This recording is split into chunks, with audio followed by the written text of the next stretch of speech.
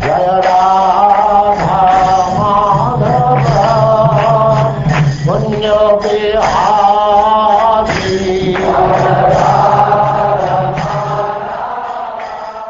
And now we begin the 8th canto, Chapter 1, The Manus, Administrators of the Universe.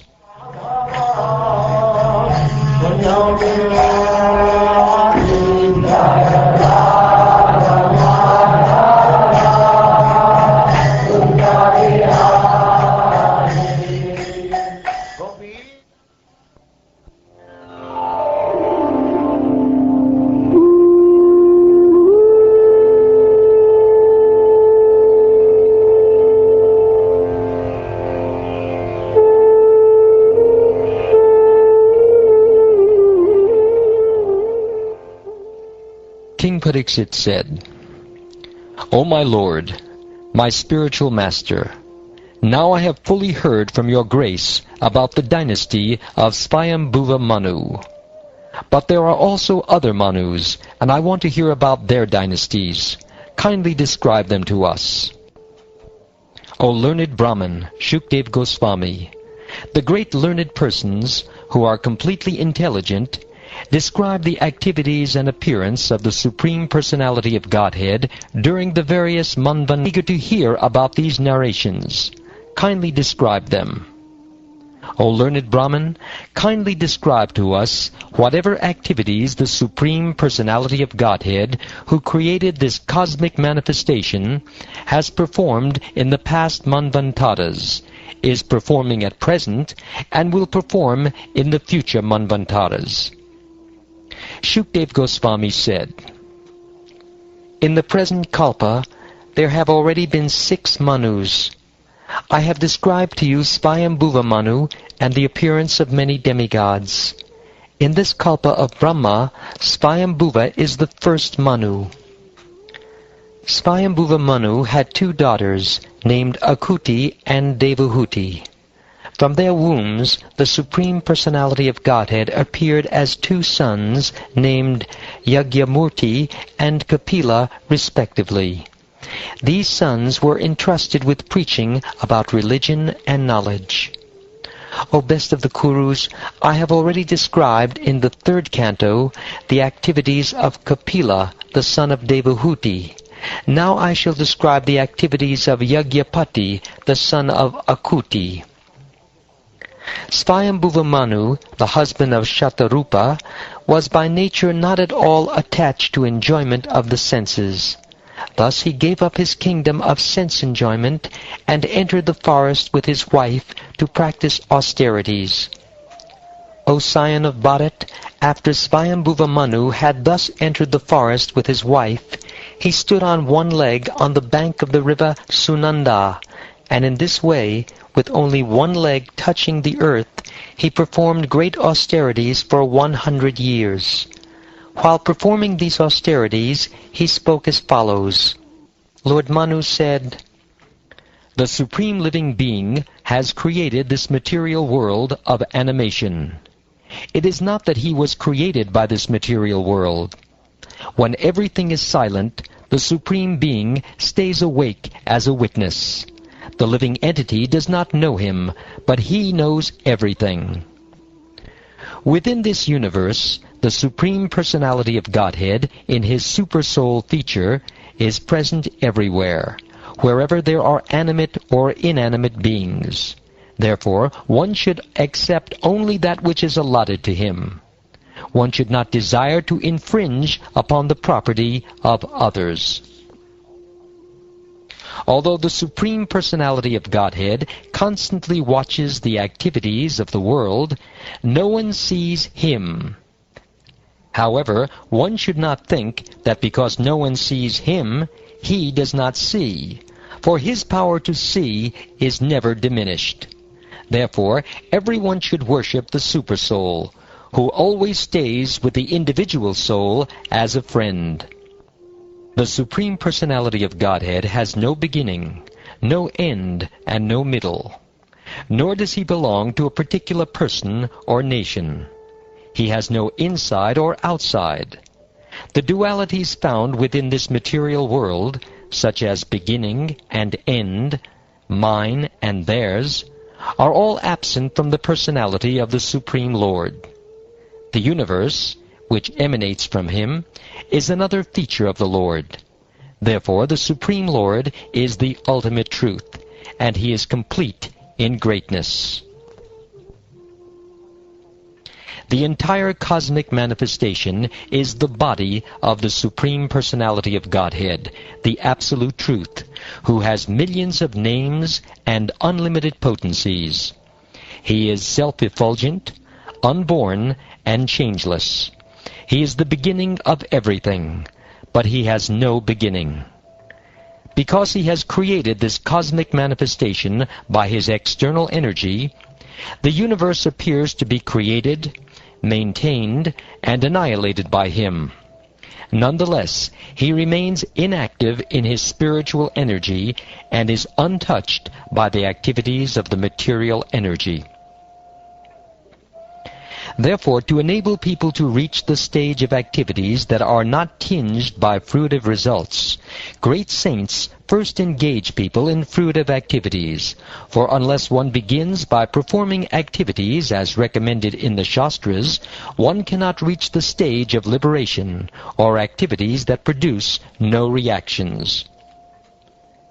The Supreme Personality of Godhead is full in opulence by his own gain. Yet he acts as the creator, maintainer, and annihilator of this material world. In spite of acting in that way, he is never entangled. Hence devotees who follow in his footsteps are also never entangled. The Supreme Personality of Godhead, Krishna, works just like an ordinary human being, yet he does not desire to enjoy the fruits of work. He is full in knowledge, free from material desires and diversions, and completely independent. As the supreme teacher of human society, he teaches his own way of activities, and thus he inaugurates the real path of religion. I request everyone to follow him.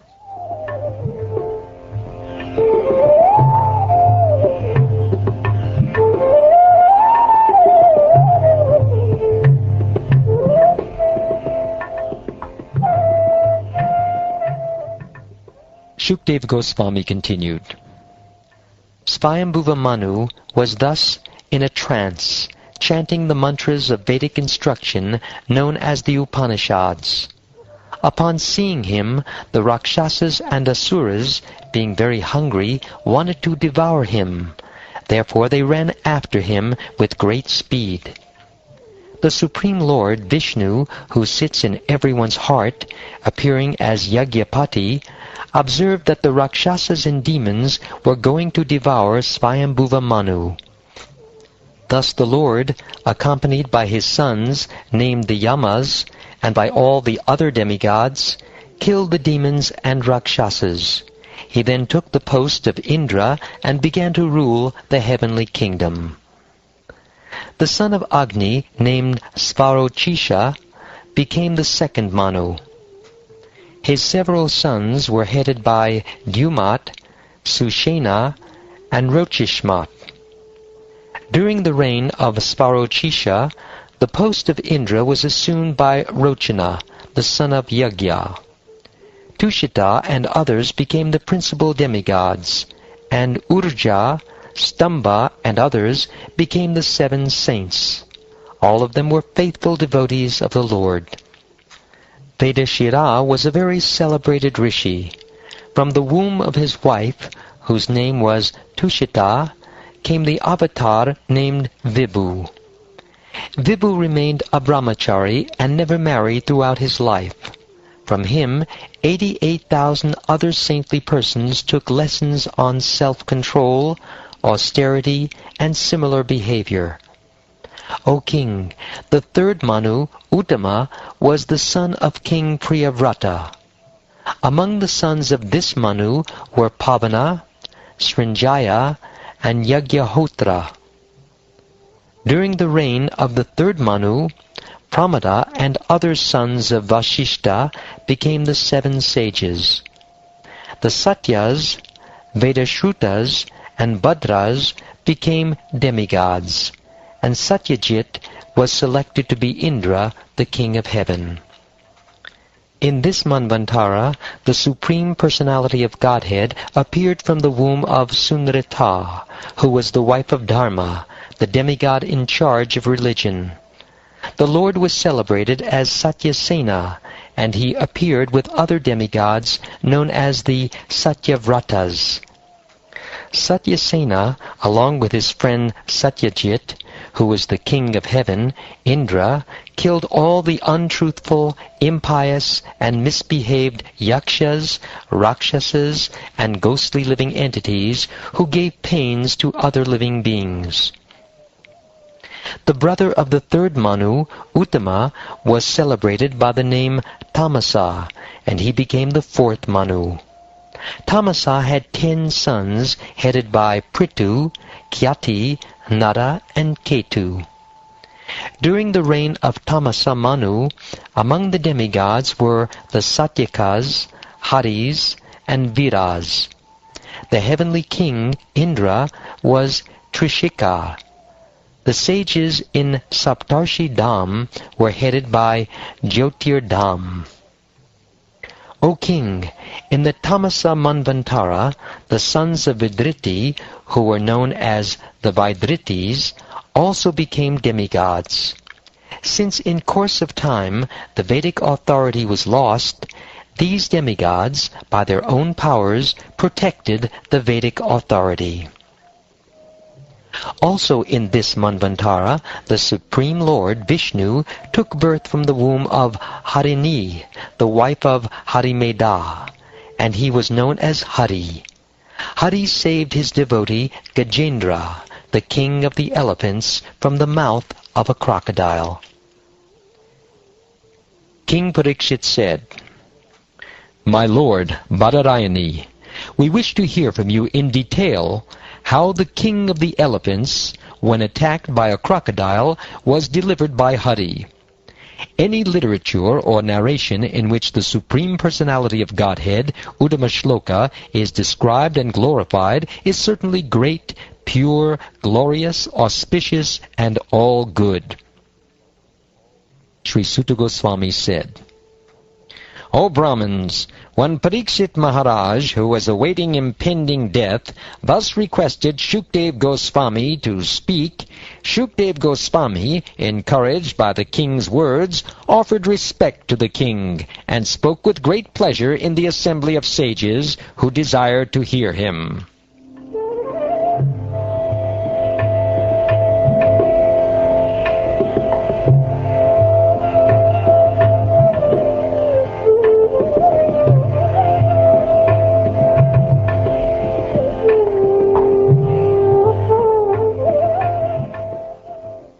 Thus ends the first chapter of the 8th canto of the Srimad Bhagavatam, entitled The Manus, Administrators of the Universe.